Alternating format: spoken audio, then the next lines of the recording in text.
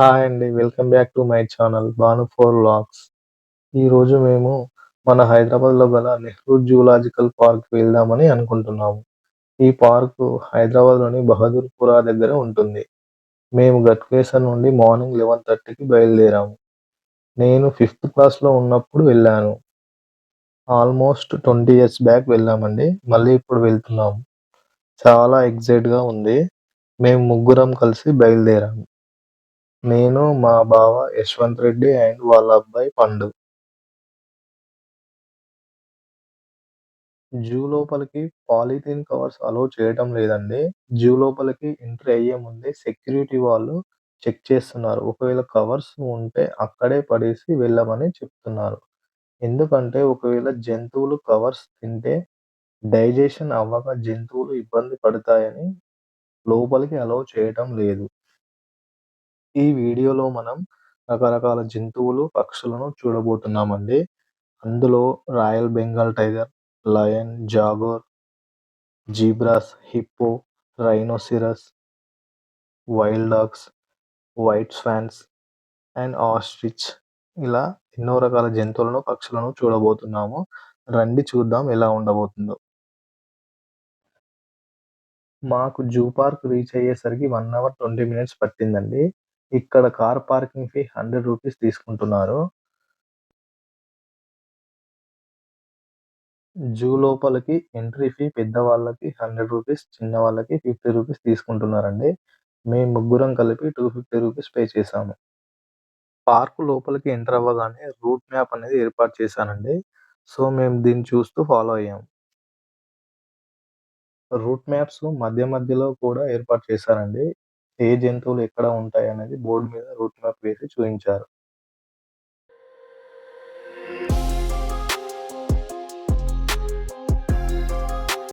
So, guys ఇక్కడ కొండపైన tiger breed ఒకటి వెళ్తుందండి చూడండి. నెమ్మదిగా నడుచుకుంటూ అలా పైనుండి వెళ్తుంది.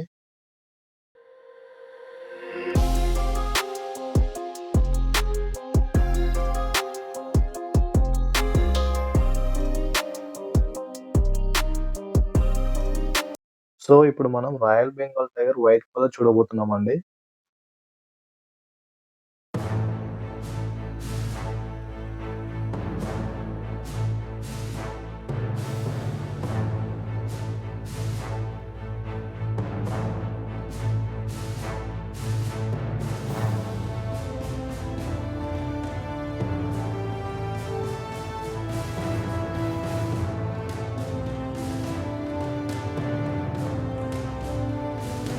రాయల్ బెంగాల్ టైగర్ చాలా రాయల్‌గా నడుచుకుంటూ ముందుకు వెళ్తుందండి. చాలా బావుంది.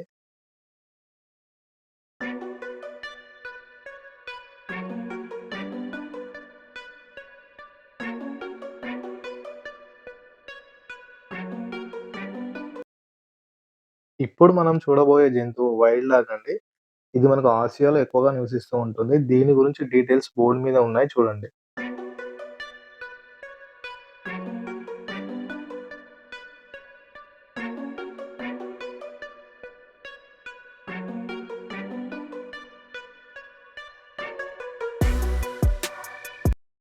ఇక్కడ ట్రైన్ ఫెసిలిటీ కూడా ఉందండి. పార్క్ చుట్టూ తిరుగుతూ చూడవచ్చు. ట్రైన్‌లో వెళ్తే జంతువులను దగ్గర నుండి చూడలేమని మేము నడుచుకుంటూ వెళ్ళాము.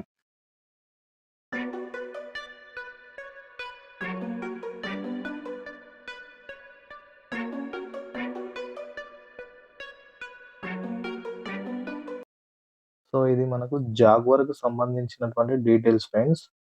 ఇది మనకు మధ్య మరియు దక్షిణ అమెరికాలో ఎక్కువగా నివసిస్తూ ఉంటుంది.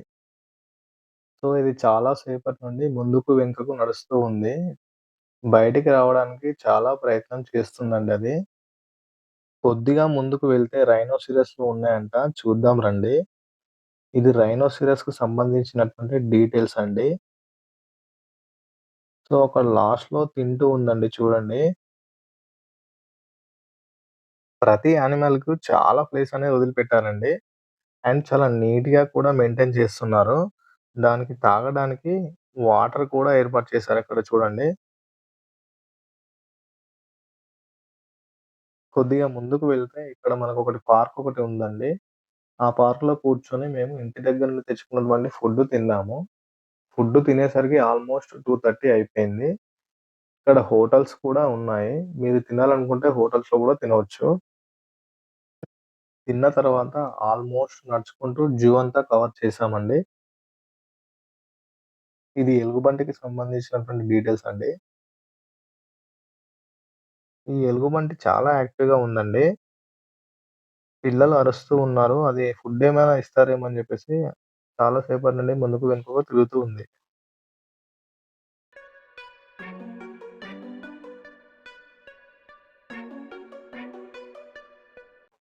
ఇక్కడ ప్లేస్ చాలా బావుందండి. మేము కొన్ని ఫోటోస్ అండ్ వీడియోస్ తీసుకున్నాము. ఒకసారి ఓవర్ లుక్ ఇచ్చి చూపిస్తాను మీకు.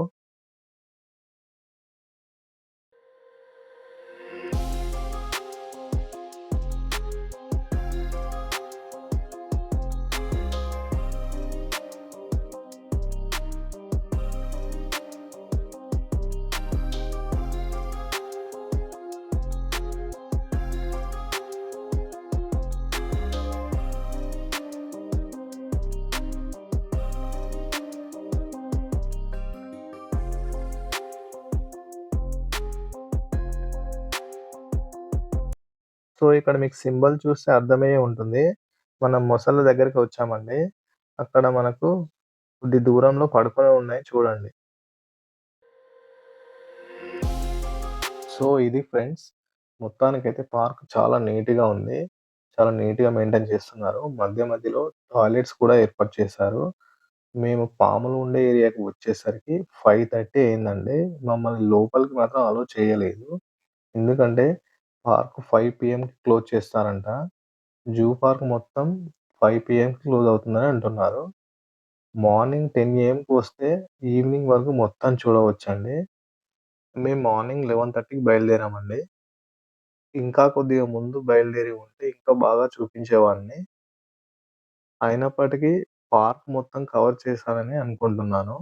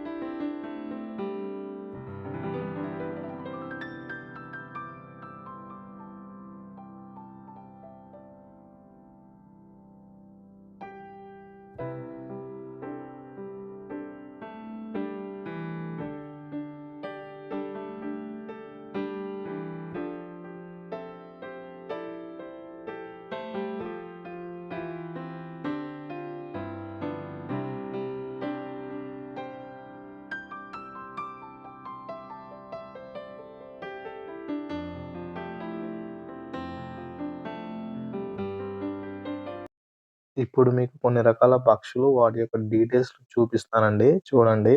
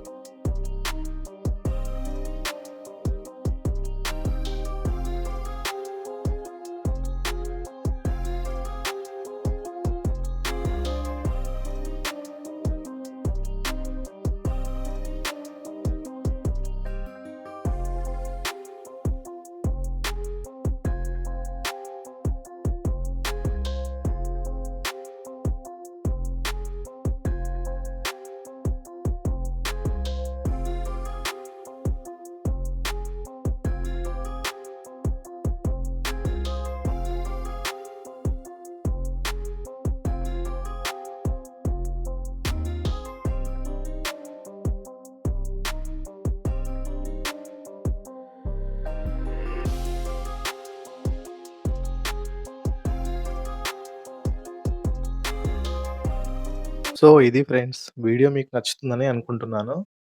మరో కొత్త వ్లాగ్‌తో మళ్ళీ కలుద్దాం. Keep watching.